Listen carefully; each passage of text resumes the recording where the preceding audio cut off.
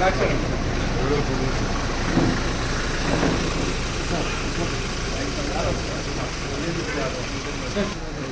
ఇక్కడ చూడండి ఒకసారి.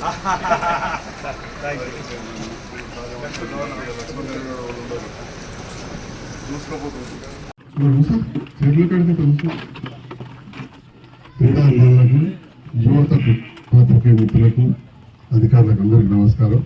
ముఖ్యంగా ఈరోజు ఏర్పాటు చేసి కొత్తగా తీసుకురావాలనే ఆలోచనతోటి మరి గంగపుత్ర క్రికెట్ పోటీలను ఏర్పడేసినందుకు ఈ జైత్యాల జిల్లాకు సంబంధించినటువంటి గంగపుత్ర సంఘానికి సంబంధించిన ప్రజలందరూ కూడా పేరు పేరుని ధన్యవాదాలు తెలియజేస్తూ భవిష్యత్తులో కూడా మీ గ్రామాలలో ఈ ప్రభుత్వం చేపట్టేటువంటి కార్యక్రమాలు అమలు దిశలో నిజమైన లబ్ధిదారులకు ఆ పథకాలు చేరే విధంగా మేము సహకారం కూడా అందించాలని, మనము బీసీలకు సంబంధించినటువంటి జనాభా లెక్కలు కూడా దేశవ్యాప్తంగా రాహుల్ గాంధీ గారు పాదయాత్ర చేసినప్పుడు అసమానతను తొలగాలి, ఇంకా వివక్ష కొనసాగుతున్నది పోవాలని చెప్పంటే కులగణన అనేది తప్పనిసరిగా అవసరం.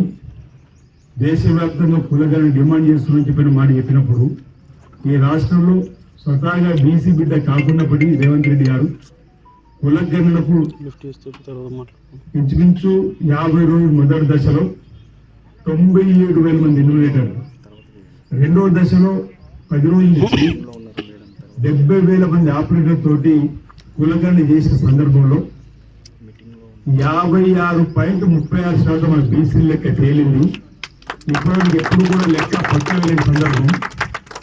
ఆ 56.36% తేలిన తర్వాత గతంలో సుప్రీంకోర్టులు కానీ ఇతరత్ర ఆయా రాష్ట్రాల్లో ఉన్నటువంటి కులాల వారీగా ఏకబద్ధత ఉంటే రిజర్వేషన్ ప్రక్రియను మీరు సరి చేసుకోవడానికి అవకాశం ఉంటే దాన్ని దృష్టిలో పెట్టుకోండి. గతంలో 73-74 రాజ్యాంగ సవరణ ప్రకారం 34% ఎంపీటీసీలకు, జెడ్పీటీసీలకు, కార్పొరేషన్లకు, మున్సిపల్లకు కూడా అవకాశం ఉన్న సందర్భంలో గత ప్రభుత్వం 22కి వచ్చిన సందర్భం, 23కి వచ్చిన సందర్భంలో కామారెడ్డి డిక్లరేషన్ కూడా బీసీలకు 42% రిజర్వేషన్ ఇస్తామని చెప్పినటువంటి మాట కట్టుబడి ఈరోజు రాజకీయ రిజర్వేషన్తో పాటు మరో అడుగు మంది ప్రభుత్వం ముందుకేసి విద్య ఉద్యోగాల్లో కూడా 42% ఇవ్వాలని చెప్పని అసెంబ్లీలో తీర్మానం ప్రవేశపెట్టింది.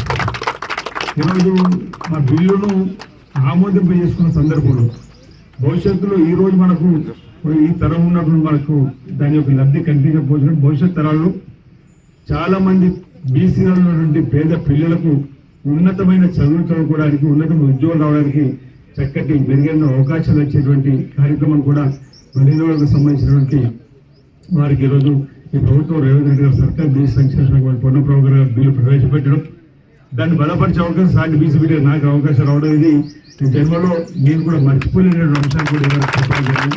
ఈ విధంగా బీసీగా పక్షపాతిగా కూడా ఇంచుమించు 17 కులాలకు కూడా కార్పొరేషన్ ఏర్పడేసి నిధులు కూడా వెచ్చించి ఆయా కులాల వారిని ఉపాధి పరంగా కూడా ముందుకు తీసుకుపోయే విధంగా మరి వాళ్ళందరికీ చేతులు కూడా గెలిపించినందుకు ధన్యవాదాలు చెప్పే కార్యక్రమం మీ ఎమ్మెల్యే తొలిపినందుకు అనేక గ్రామాల్లోకి వెళ్ళి కృతజ్ఞత రాజుని తీసుకొచ్చినటువంటి సందర్భంలో దుబాయ్ కూడా వెళ్ళి కృతజ్ఞత చేసే క్రమంలో తిరుపతి గారితో ఫంక్షన్, అదేవిధంగా రాజు గారు వేదిక పెద్దలు, ఈ కార్యక్రమంలో పాల్పంచుకున్నటువంటి జైత్యాల పట్టణ ప్రముఖులు, అదేవిధంగా యువత, పాత్రికేయ మిత్రులందరూ కూడా నా హృదయపూర్వక నమస్కారం ఈ సందర్భంగా తెలియజేస్తూ, గంగపుత్రులు ముందుగా మాట ఇస్తే తప్పకుండా మాట మీద నిలబడేటువంటి వాళ్ళనమాట. ఎందుకంటే 90లో జిల్లా పరిషత్తుడికి ఎంపికైనప్పటి నుంచి కూడా నా గ్రామం కానీ మా ప్రాంతంలో గంగపుత్రులతోటి సత్సంబంధాలు, నేను పుట్టి పెరిగిన ప్రాంతం కూడా వాడ కూడా గంగపుత్రులే. అనేక దానిని మనం గ్రామాలలో వరుసతో పిలుచుకుంటాం. ఆ విధంగా తాత, మామ, బావని పిలుచుకున్నటువంటి వారిగా గంగపుత్రుల సత్సంబంధాలని, అందులో భాగంగానే మరి గత ఎన్నికల్లో కూడా చాలా నిష్ఠతో పనిచేసినటువంటి వారిలో ఉండడం వల్ల అక్కడికి వెళ్తే నాకు దుబాయ్లో చక్కటి సన్మానం కూడా చేశారు. నేను దుబాయ్లో గంగపుత్ర సంఘానికి సంబంధించిన హోటల్ పైన మంచి సింధీ పంజాబ్ హోటల్లో వీళ్ళకి పైన హాల్లో వీళ్ళు ప్రతిసారి సమావేశం ఏర్పాటు చేసుకుంటారు. దుబాయ్ నుంచి కూడా సామాజిక సేవలో ఆయా గ్రామాల్లో ఉన్నటువంటి పేదలకు సహకారం అందించేటువంటి కార్యక్రమం కానీ, గంగమ్మ దేవాలయం నిర్మించుకుంటే అక్కడ జనాలందరూ కూడా చందాలు వేసుకుని డబ్బులు పంపిణీ చేసే కార్యక్రమం కానీ, అక్కడ కూడా ఈ గంగాపుత్ర సంఘం చాలా యాక్టివ్గా పనిచేస్తుంది. తెలంగాణ ఉద్యోగంలో కూడా గంగాపుత్ర సంఘం యాక్టివ్గా పనిచేస్తుంది. ఈ మధ్యలో కూడా తెలంగాణ ఈ బీసీ కులాలకు సంబంధించినటువంటిది కూడా పూర్తయిన తర్వాత కూడా ఒక సన్మాన కార్యక్రమం చేయాలని చెప్పి బహుశా హృదయంలో ఏర్పడేందుకని వీళ్ళు గంగపుత్రులందరూ అనుకున్నటువంటి సందర్భంలో మరి ఈ విధంగా సామాజిక సేవతో పాటు క్రీడలలో కూడా మన వాళ్ళందరూ కూడా కలుపుకొని జైత్యాల జిల్లాలో వారందరూ కూడా స్నేహభావాన్ని పెంపొందించే విధంగా ఉత్సాహాన్ని ఇచ్చే విధంగా ఈ కార్యక్రమం నిర్వహించడం అభినందనీయం. ఈ సందర్భంగా నాకు వచ్చి తిరుపతి కానీ పవన్ భవిష్యత్తు లక్ష్మణ్ కూడా వచ్చినట్టు వీళ్ళు వచ్చినప్పుడు జైత్యాల జిల్లాకు సంబంధించి మీకు కూడా బాధ్యత ఉంది. ఈ ప్రాంతంలో నియోజకవర్గంలో 3 మండలాలు ఉన్నప్పుడు గౌరవ ఎమ్మెల్యే గారిని అంటే దేవరెడ్డి గారిని కూడా పిలుస్తున్నామని చెప్పిన మాట చెప్పినప్పుడు సరే తప్పనిసరిగా నేను ప్రారంభోత్సవం వెళ్ళలేని కావచ్చు, కానీ మధ్యలో ఏదో ఒక రోజు మీ మధ్యలోకి వస్తానని చెప్పి ఈరోజు రావడం జరిగింది.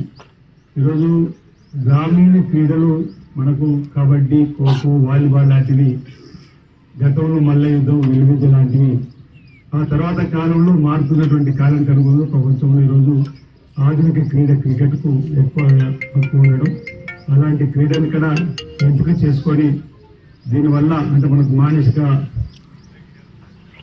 శరీర దారుఢ్యాన్ని మానసిక ఉల్లాసాన్ని ఇచ్చే విధంగా కూడా లేకపోతే ప్రధానంగా ఇలాంటి ఆటల పోటీలు స్నేహభావాన్ని పెంపొందించే విధంగా ఒకరికొకరికి మరింత దగ్గరి ప్రేమ, ఆప్యాయత, బంధుత్వాలు, బాంధవ్యాలు పెరిగే విధంగా కనెక్టివిటీ పెరిగే విధంగా ఉండేటువంటి దానిలో ఈ ఆటల పోటీలు ఎక్కువగా మనం చూడవచ్చు. అలాంటి ఆటల పోటీలు గంగపుత్రులకు సంబంధించి ఈ జిల్లాలో ఎక్కడెక్కడ ఎవరెవరో వాళ్ళందరూ కూడా ఏకతాటిపై తీసుకొని వచ్చి ఒకరికొకరు పనిచేసుకునే విధంగా కూడా ఈరోజు ఈ ఆటల పోటీలు నిలవడం వల్ల భవిష్యత్తులో ఎవరికైనా ఇబ్బంది వచ్చినా కూడా ఆ ఇబ్బందిని అధిగమించుకోవడానికి దాన్ని చేసుకోవడానికి కూడా కోసం కూడా చక్కటి గవర్నమెంట్ ఇన్విటేషన్తో అప్పుడు ఏర్పాటు చేసింది.